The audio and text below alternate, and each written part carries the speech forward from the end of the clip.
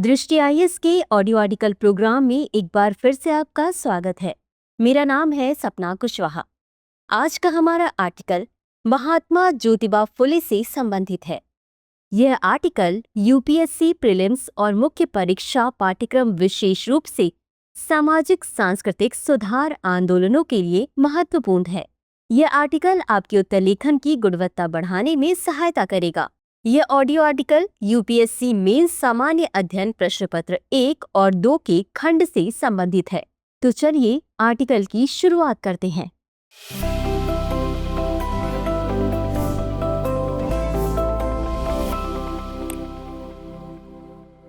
भारत का सामाजिक इतिहास उन व्यक्तित्वों से भरा हुआ है जिन्होंने असमानता, जातीय उत्पीड़न और अज्ञानता के खिलाफ संघर्ष किया।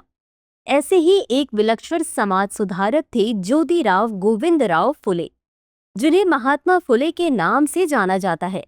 उन्होंने न सिर्फ दलितों और स्त्रियों के लिए शिक्षा की वकालत की, बल्कि ब्राह्मणवादी व्यवस्था की जड़ें हिला दी। आज के इस आर्टिकल में हम जानेंगे कि कैसे महात्मा फुले की विचारधारा और कार्य आज भी भारतीय समाज और यूपीएससी जैसी परीक्षाओं के लिए प्रासंगिक है। सबसे पहले देखते हैं इनका प्रारंभिक जीवन और प्रेरणाएं। ज्योतिबा फुले का जन्म 11 अप्रैल 1827 को महाराष्ट्र के सतारा जिले के खाटकुंड गांव में माली या बागवान जाति में हुआ। महज 9 माह के थे जब उनकी मां का देहांत हो गया। उनका लालन पालन सगुणाबाई नामक एक दाई ने किया। 1841 में उनका दाखिला Scottish missionary high school Pune में हुआ। फुले की विचारधारा स्वतंत्रता, समानता और समाजवाद पर आधारित थी। वे थॉमस पाइन की किताब द राइट्स ऑफ मैन से प्रभावित थे और मानते थे कि स्त्रियों और निम्न वर्गों को शिक्षित करना ही समाज की बुराइयों को दूर करने का एकमात्र तरीका है। सामाजिक सुधारों की पहल। महात्मा फुले ने 1848 में अपनी पत्नी सावित्री बाई फुले के साथ मिलकर पुणे में भिड़ेवाड़ा में लड़कियों के लिए देश का पहला स्वदेशी स्कूल शुरू किया।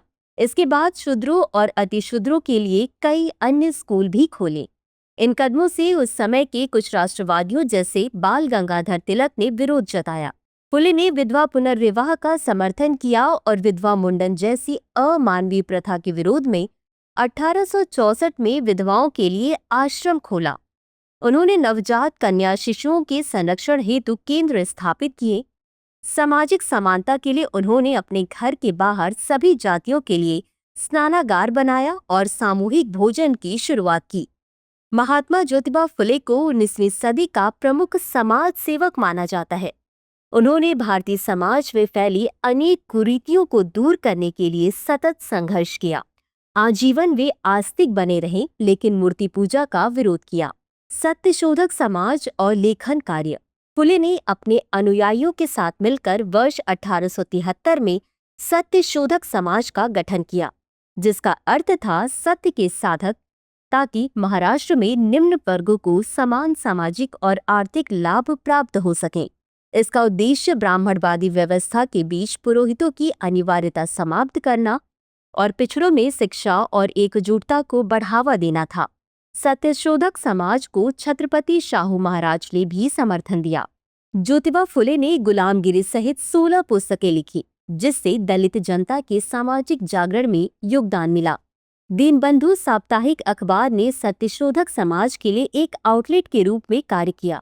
यह समाचार पत्र 1877 में कृष्णराव पांडुरंग भालेकर ने पुणे में शुरू किया था। इसका उद्देश्य मेहनतकश लोगों की आवाज को उठाना था। शैक्षिक क्रांति और विरासत।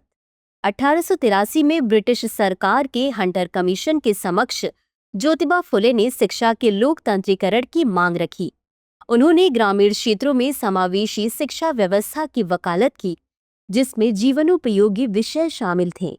उन्होंने बाल विवाह का विरोध किया और विधवा विवाह को समर्थन दिया।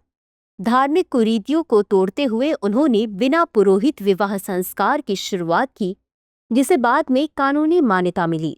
फुले के इन व्यापक सामाजिक प्रयासों और मानवतावादी दृष्टिकोण को देखते हुए उन्हें 11 मई 1888 को महाराष्ट्रीयन सामाजिक कार्यकर्ता विठ्ठलराव कृष्णजी वांडेकर द्वारा महात्मा की उपाधि प्रदान की गई थी। ज्योतिराव फुले और सावित्रीबाई फुले की कोई संतान नहीं थी, लेकिन उन्होंने मातृत्व और पितृत्व का दायित्व एक विधवा के बच्चे को गोद लेकर निभाया। 27 नवंबर 1890 को जब उन्हें अपने अंत निकट आने का आभास हुआ, उन्होंने अपने सभी सहयोगियों और परिजनों को बुलाया।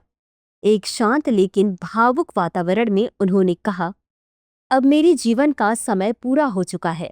मैंने अपने जीवन में जो भी कार्य आरंभ किए, उन्हें यथासंभव पूर्ण करने का प्रयास किया। मेरी पत्नी सावित्री ने हर मोड़ पर मेरी परछाई बनकर साथ दिया और मेरा पुत्र यशवंत अब भी छोटा है। मैं इन दोनों को अब आप सभी के संरक्षण में सौंपता हूँ। 28 नवंबर 1890 को 63 वर्ष की आयु में उनका निधन हुआ। उनकी पत्नी सावित्रीबाई ने उनके कार्यों को आगे बढ़ाया। निष्कर्ष: महाराष्ट्र के एक साधारण किसान परिवार में जन्मे महात्मा ज्योतिबा फुले ने भारतीय समाज में एक असाधारण क्रांति की नींव रखी। वे केवल समाज सुधारक नहीं थे, बल्कि समता, शिक्षा और न्याय के वाहक थे। महात्मा गांधी ने उन्हें सच्चा महात्मा कहा और उन्हें अपना प्रेरणा स्रोत माना।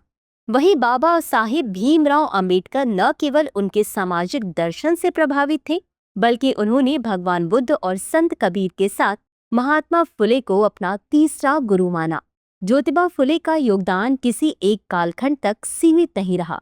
आज भी उनके विचार उतने ही प्रासंगिक हैं जितने वे तब थे। उन्होंने सत्यशोधक समाज के माध्यम से समाज के उस वर्ग को जागरूक और संगठित किया जिसे सदियों तक हाशिए पर रखा गया था। उन्होंने पिछड़े वर्गों को शिक्षा, आत्मसम्मान और सामाजिक अधिकारों की राह दिखाई। उनकी यह सोच आज भी एक आदर्श मार्गदर्शक की तरह सामने खड़ी है, जो हमें सामाजिक न्याय की ओर ले जाती है। तो इसी के साथ नोट करते हैं आज के अभ्यास प्रश्न को। महात्मा ज्योतिबा फुले के सामाजिक और शैक्षिक सुधार आंदोलनों ने भारतीय समाज की संरचना पर गहरा प्रभाव डाला। इस कथन के संदर्भ में उनके द्वारा शुरू किए गए प्रमुख सुधारों की विवेचना करते हुए वर्तमान समय में उनकी प्रासंगिकता स्पष्ट कीजिए। तो व्यूवर्स, आज के लिए बस इतना ही। मिलते हैं अगले एपिसोड में किसी नए टॉपिक के साथ।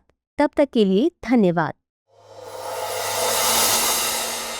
डियर व्यूअर्स, अपने एग्जाम की तैयारी को और बेहतर करने के लिए हमारे चैनल को लाइक, शेयर और सब्सक्राइब करना न भूलें।